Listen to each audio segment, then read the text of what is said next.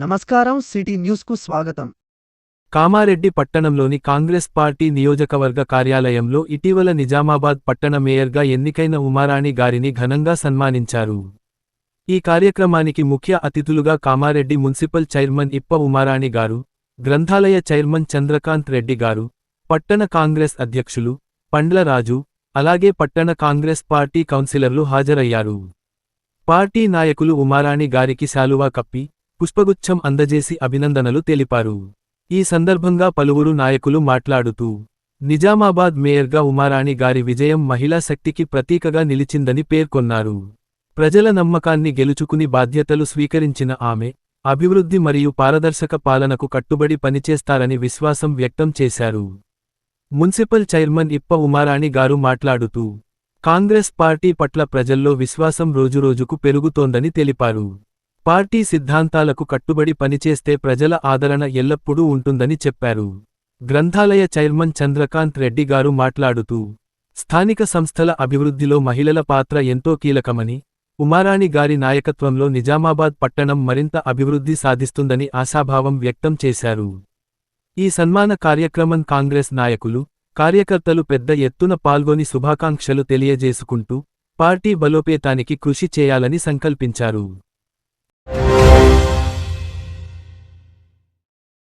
కవచ్లో భాగంగా విధులు నిర్వహిస్తున్న గాంధారి ఎస్ఐ శ్రీ బి. ఆంజనేయులు గారు మరియు సిబ్బంది P. Venkataramulu, D. Harilal, Ahmed Sharif, K. రాములులు అనుమానాస్పదంగా వెళ్తున్న ఒక ట్రాక్టర్ను ఆపి తనిఖీ చేశారు. తనిఖీలో భాగంగా ట్రాక్టర్ను నడుపుతున్న ఇద్దరు వ్యక్తులను విచారించగా, వారు పోసానిపేట గ్రామంలో దొంగతనం చేసి తీసుకెళ్తున్నట్లు గుర్తించి వెంటనే అదుపులోకి తీసుకున్నారు. నిందితుల వివరాలు: 1. గండ్రస్వామి, వ. 35 సం, పోసానిపేట గ్రామం, రామారెడ్డి మండలం, గతంలో జిల్లాలో 7 దొంగతనం కేసులు నమోదై ఉన్నట్లు గుర్తింపు. 2. వడ్ల విజయ్ కుమార్, వయస్సు 28 సం, జువ్వాడి గ్రామం, గాంధారి మండలం, గతంలో జిల్లాలో 1 దొంగతనం కేసు కలదు. విచారణలో భాగంగా తేదీ ఫిబ్రవరి 28, 2026 నాడు గండ్రస్వామి మరియు వడ్ల విజయ్ కుమార్ ఇద్దరూ కామారెడ్డిలో కలుసుకున్నారు. గతంలో వీరిద్దరూ దొంగతనాలకు పాల్పడి జైలులో ఉన్న సమయంలో పరిచయం ఏర్పడి స్నేహితులయ్యారు. ఈ నేపథ్యంలో మళ్లీ కలుసుకుని దొంగతనం చేయాలని నిర్ణయించుకున్నారు. ఎక్కడ దొంగతనం చేయాలనే విషయంపై ఆలోచించి, పోసానిపేట గ్రామానికి చెందిన బండి పెంటయ్య తన ట్రాక్టర్ను తరచుగా వ్యవసాయ భూమిలోని షెడ్డు వద్ద ఉంచుతాడని తెలుసుకుని, దానిని దొంగతనం చేయాలని పథకం రచించారు. పథకం ప్రకారం తేదీ మార్చి 1, 2026 తెల్లవారుజామున సుమారు తెల్లవారుజాము 4 గంటల సమయంలో పోసానిపేట గ్రామ శివారులోని బండి పెంటయ్యకు చెందిన వ్యవసాయ భూమిలో ఉన్న రేకుల షెడ్డు తాళం పగులగొట్టి, అందులో ఉంచిన మహీంద్రా -475D ఎరుపు రంగు ట్రాక్టర్ నెంబర్ AP25AR0626 ను దొంగతనం చేసి, బాన్స్వాడలో అమ్మే ఉద్దేశ్యంతో తీసుకెళ్తున్నారని పోలీసుల విచారణలో తెలిసింది. యజమానికి తెలియక ముందే ట్రాక్టర్ను గుర్తించి స్వాధీనం. ఈ ఘటనలో ముఖ్యమైన విషయానికి ఏమిటంటే, ట్రాక్టర్ దొంగతనం జరిగిన విషయానికి ట్రాక్టర్ యజమాని బండి పెంటయ్య గారికి తెలియకముందే, ఆపరేషన్ కవచ్లో భాగంగా పోలీసులు అప్రమత్తంగా వ్యవహరించి వాహన తనిఖీల్లో ట్రాక్టర్ను గుర్తించి స్వాధీనం చేసుకున్నారు. అనంతరం యజమాని ఫిర్యాదు మేరకు రామారెడ్డి పోలీస్ స్టేషన్లో కేసు నమోదు చేసి, నిందితులను అరెస్ట్ చేయడం జరిగింది.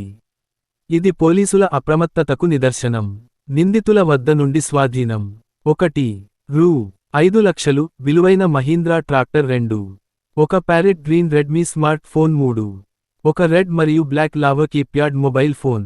జిల్లాలో నేరాలను అరికట్టడంలో భాగంగా ఆపరేషన్ కవచ్ను మరింత సమర్థవంతంగా అమలు చేస్తున్నామని, నేరాలకు పాల్పడే వారిపై కఠిన చర్యలు తీసుకుంటామని, ప్రజలు పోలీసులకు సహకరించాలని పోలీస్ అధికారులు విజ్ఞప్తి చేశారు. ఇట్టి దొంగతనం కేసులో చాకచక్యంగా వ్యవహరించి నిందితులను పట్టుకుని, ట్రాక్టర్ను స్వాధీనం చేసుకున్న గాంధారి ఎస్ఐ శ్రీ బి. ఆంజనేయులు గారు మరియు పోలీస్ సిబ్బందిని జిల్లా ఎస్పీ శ్రీ ఎం. రాజేష్ చంద్ర, ఐపీఎస్ గారు ప్రత్యేకంగా అభినందించినట్లు కామారెడ్డి రూరల్ ఇన్స్పెక్టర్ శ్రీ రామన్ తెలిపారు. Telangana medical employees workers and union రాష్ట్ర 4వ మహాసభలు ఏటెక్ అనుబంధ సంఘం వరంగల్లో భారీ ర్యాలీ బహిరంగ సభ హాజరైన కార్మికులు కార్మిక నాయకులు.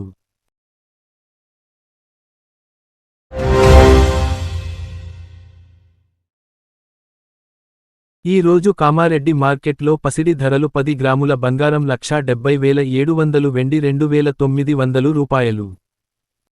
ఇంతటితో ఈనాటి వార్తలు సమాప్తం. తిరిగి మళ్ళీ మరుసటి వార్తల్లో కలుసుకుందాం.